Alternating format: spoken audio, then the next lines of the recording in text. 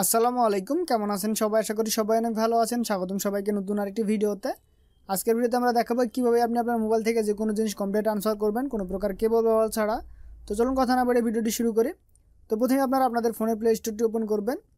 Open করার পরে search বারে গিয়ে লিখে সার্চ করবেন।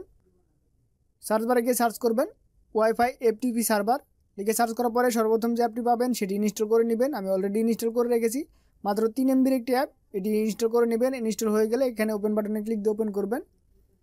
ওপেন করার পরে এমন একটি ইন্টারফেস দেখতে পাবেন। এখানে দেখতে পাচ্ছেন স্টার্ট বাটন, এখানে ক্লিক দিবেন।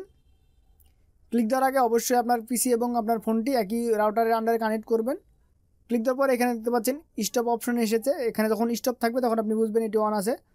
ওকে, দেন আপনি চলে যাবেন আপনার পিসিতে যাওয়ার পরে আপনার কম্পিউটারটি ওপেন করবেন। ওপেন করার পরে এখানে দেখতে পাচ্ছেন যে বার আছে, এখানে ক্লিক দিবেন। ক্লিক দেওয়ার পরে এখানে সবগুলো কেটে দিবেন।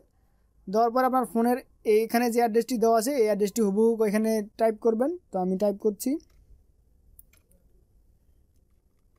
এখানে যা আছে হুবহু সেটাই টাইপ করতে হবে, অন্য কিছু টাইপ করা যাবে না। তো আমরা এটা টাইপ করছি।